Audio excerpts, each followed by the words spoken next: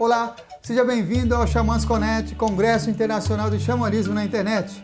Agora você assistirá a palestra Experiências Visionárias com Joseph Rael, compartilhada aqui por Lukas Budimir, que depois de dançar a long dance, drum dance, por vários anos, em 1993, construiu sua primeira Câmara de Som e dançou sua primeira salmon dance no Novo México.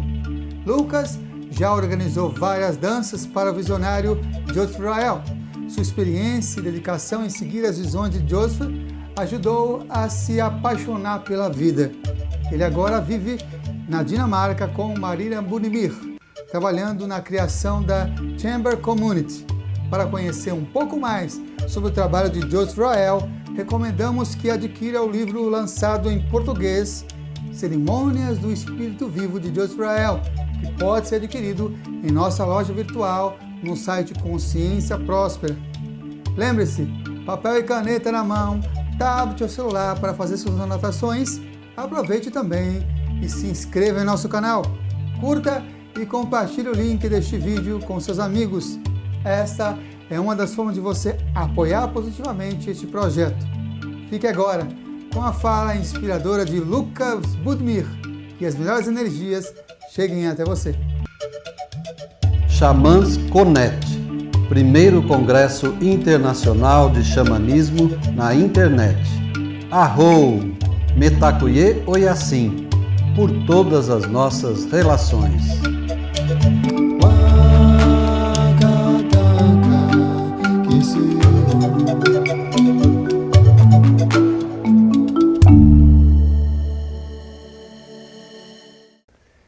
My name is Lukas Budimir, and I'm here in Brazil, in Sao Paulo, in this beautiful sound chamber. And I want to thank everybody to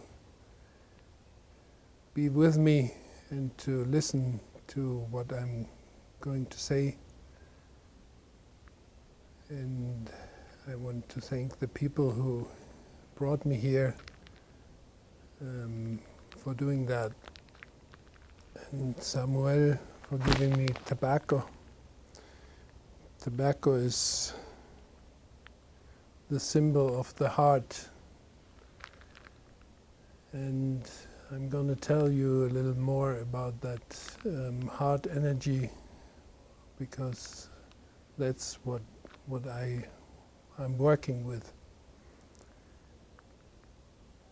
So in the beginning I'd like to sing to the four directions, because we're in a sound chamber, and these sound chambers are holy places where people meet and come together to sound, to sing, for peace in the world, to make a peaceful energy, or you could say an energy that comes from your heart. And the heart is the direction, the fifth direction. If you begin in the east, and then you follow the sun to the north and the west, and you go to the east, and then you connect all four directions through the center, and the center is like the heart, or like tobacco. So thank you for giving it to me.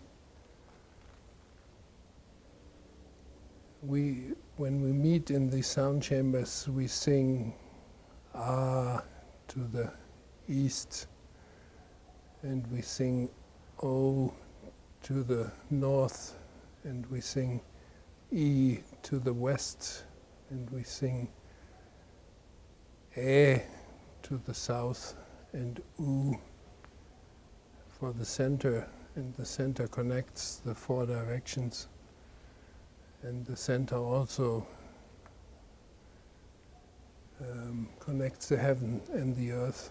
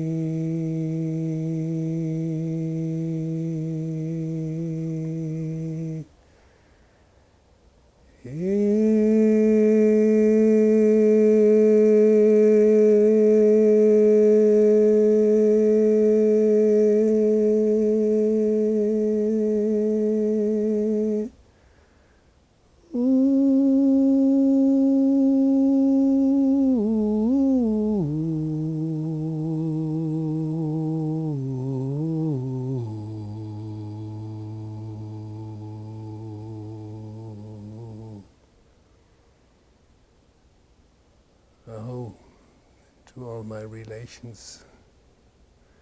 We are connected to all the different directions, and we are connected to the up above and the down below. And we reconnect to everything by doing ceremonies. And you gave me some questions. And one is, how did I get in touch with Joseph Rael? His Indian name is Beautiful Painted Arrow, and his ceremonies. So Joseph had this vision about sound chambers, just like this one here, and that they would make like light points in different parts of the world, and they are connected to one another. And the energy that is created in these spaces connects to the other spaces, so that it's like a web of peaceful energy that is spread over the world. And I first met Joseph Rael in the late 80s, 1980s in Germany. He was traveling to different places and telling people about his vision of the sound chamber, the sound chambers, and he was telling about a dance he was doing that was a long dance at that time. And he was giving this lecture at the university in Marburg in Germany, where I lived close by at that time. And he started talking, and after like perhaps 10 minutes, my rational mind would switch off, and he was talking directly to my heart, to my center. And probably if people had asked me after this lecture what he was talking about, there was not really many things I would be able to tell them, but I had everything inside, and I knew it would come through the time. I would understand more and more of it, but I knew I had the understanding inside me. And many years later on, he actually said he could see the people in the audience he would work with later on, so he knew that I was one of them. And then a week later, we did a long dance. A long dance is not a traditional dance. It's a dance Joseph had in a vision. And Joseph is a Picuris Pueblo Indian and a Southern Ute Indian from Colorado and New Mexico, from his mother's and father's side, and he had these visions about these dances and sound chambers. So there were about 50 people. I thought they were pretty crazy, and they met for a sweat lodge for preparing the dance, and then the dance went through the night in one direction, in this direction. Everybody danced around the center, around a pole in the middle, in this direction, and it was very strange because you would dance for a while and you would keep going, and there were different things coming up. It was a feeling like we were dancing through different centuries and healing the past, like in Egyptian time and in Israel time. And at some point it was very strange because suddenly people sounded like they were marching. People, I don't know if it was like that or if it felt like that, or the impression was, at least for me and also for other people, like Nazis in Germany marching. So it was kind of scary to hear that, but we got to know that we were just going on, and you were dancing through these times, in my impression. And so we continued dancing, and then it was gone. And then at one point at night we turned around and danced in the other direction. And it was like healing the future, even though we hadn't been there yet. So it was a very special experience.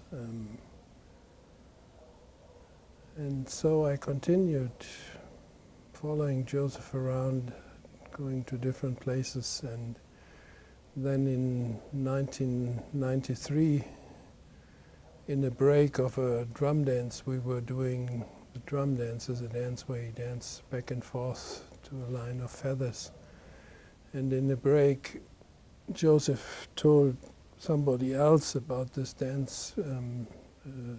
He had a vision about that was called the Sun Moon Dance.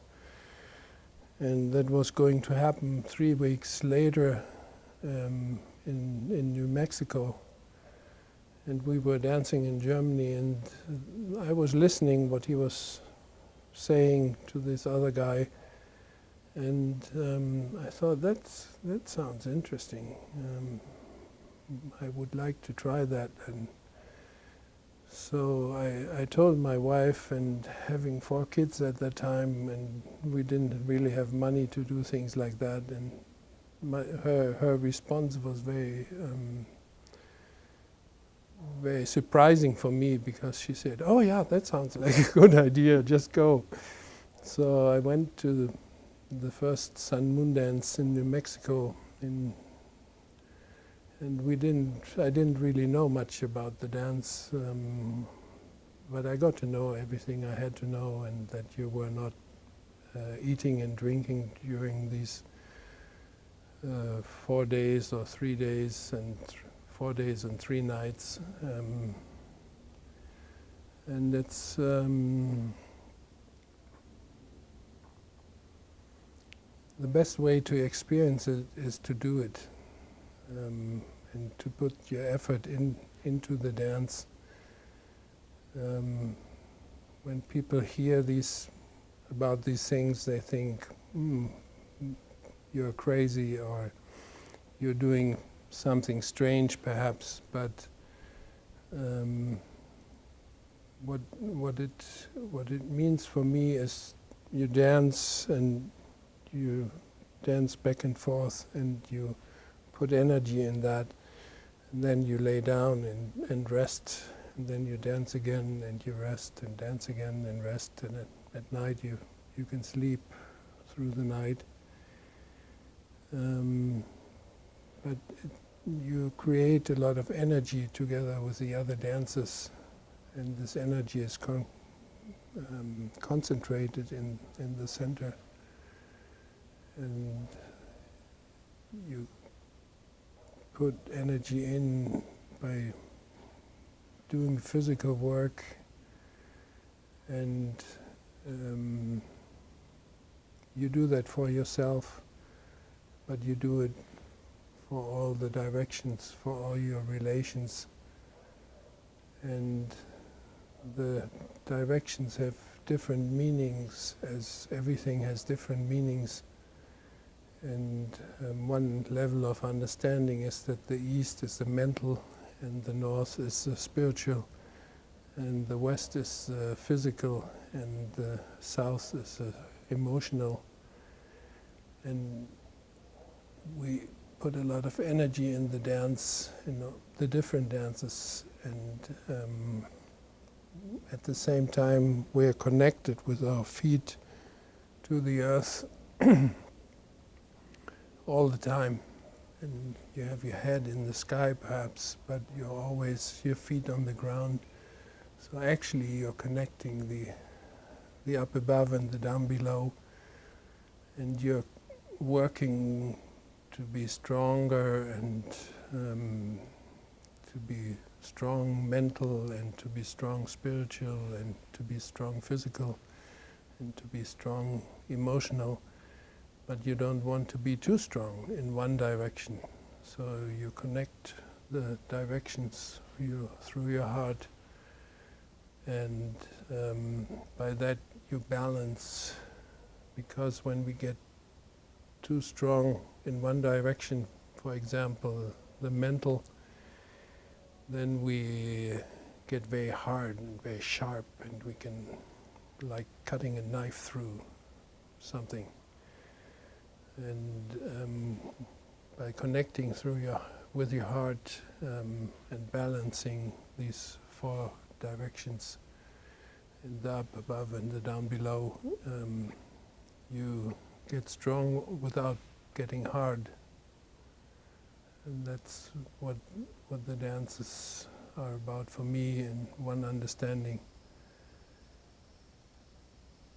And if I look back, now it's many years I've been doing these dances and different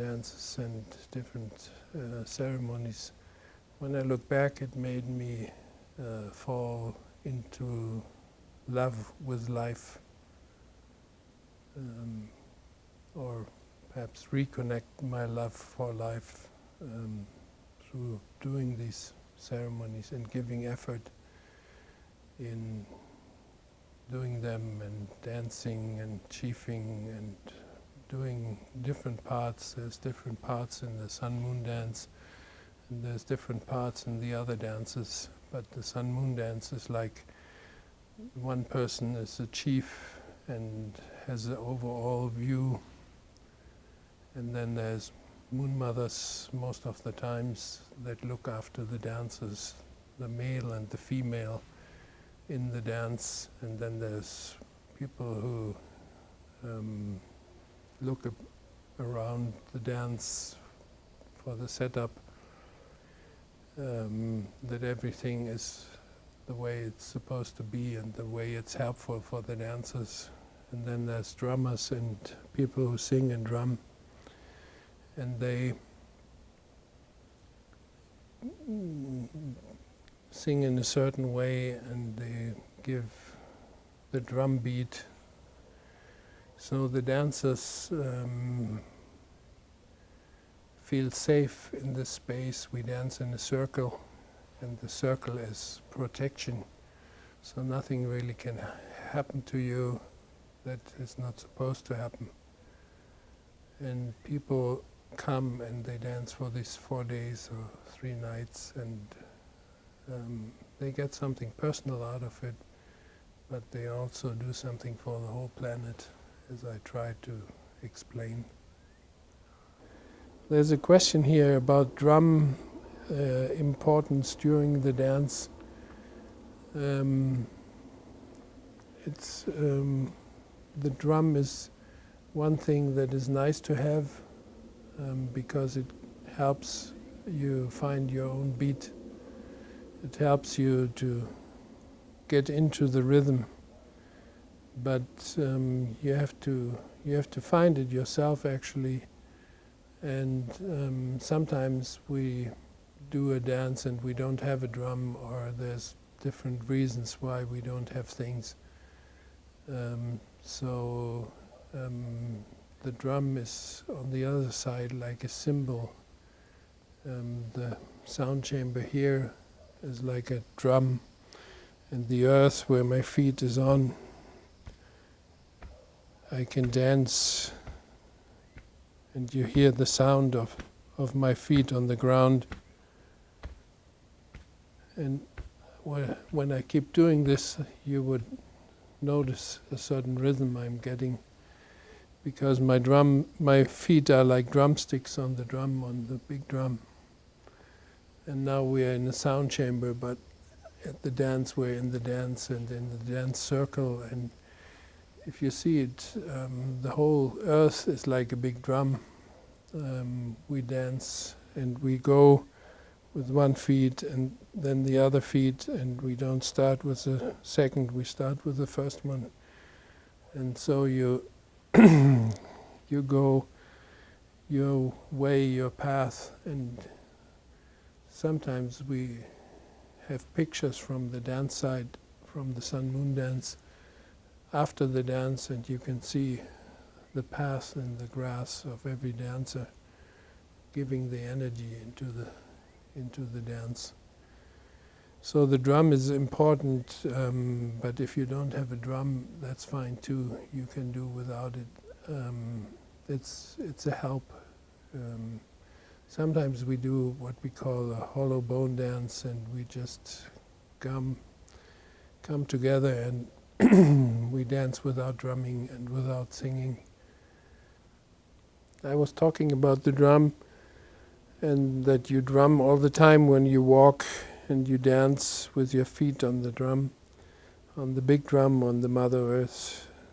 And there's this female principle around, like the drum, and there's the male principle that is like straight, and your feet are drumming like drumsticks on Mother Earth when you're going anywhere, but especially in the dances and the ceremonies. But you come back after this ceremony, and you have to integrate what you have experienced in the ceremony into your daily life, so that it becomes part of your daily life. You're very energized when you come back from a ceremony, and you feel you can really do it, and it's true, you can do things and you can do it. But it's no use to take the backpack or the load of energy and come home and put it in storage, put it somewhere away, and then perhaps after a year you think, oh, there's Sundance now, I better take my luggage and go there again, but you haven't used the things in your daily life. So we do these dances once a year normally, and you have to have a year to process what you have experienced in the dance, because it's not mental. You don't get it mentally, you get it in the 4 different ways, and you have to integrate it. You have to do things in that way, working from your center, from your heart, and talking to people from your heart, and doing things from your heart in your daily life. And that is what I think makes a difference. So you treat people differently. You are different with your children, and you're different with your grandchildren perhaps, and you're different with your mother or your father or whoever you meet in your daily life. And perhaps you take a shower in the morning and you appreciate the water on your body in a different way. You do things more in a ceremonial way, and you can do anything in this way. You eat your food more conscious, and you drink a glass of water, and you feel the water running down your throat and what it does to your body. And so after a year of experience, different aspects of what you've learned in the dance, you come back, because we tend to forget, and our brain works that way, that we need to reconnect to the source after 1 year. So we come back to the sun dance, or to the long dance, or to the drum dance, or we do sweat lodges in betweens. And there's many possibilities in different parts of the world to do that, and to experience life in a special way. So find something that is making a difference for you. It can be from all different kinds of traditions. I found my way of reconnecting through these ceremonies we learned about from Joseph Rael, a beautiful painted arrow. And for many other people who do the same kind of things. So find information about things you are interested in. Go to websites, search for Joseph Rael, beautiful painted arrow on YouTube, and you will find interviews with Joseph talking about dances or singing songs and so on. And there's many different websites where you can find information. So I want to thank you for listening, and thank you for being interested in life in general, and especially in the ceremonies we learned about from Joseph Rael. And thank you for giving me the opportunity to talk to you. Gostou da palestra? Se você chegou até aqui, provavelmente sim. Sou Samuel Souza de Paula, idealizador do XamasConet, Congresso Internacional de Xamanismo na internet, e autor do livro Práticas Bioxamânicas, Despertar das Capacidades Interiores. E é uma alegria saber que está prestigiando este evento, onde grandes condutores xamânicos compartilham as melhores práticas para o reconhecimento do seu poder pessoal, manter melhores relacionamentos, desenvolver sua espiritualidade e ampliar sua consciência com dicas, jornadas, segredos e um conteúdo imperdível. Deseja apoiar e se beneficiar ainda mais com esse projeto? Acesse ao site XamasConet.com.br e informe-se, que as melhores energias cheguem até você. Arro, mantaku yoyasi, por todas as nossas relações.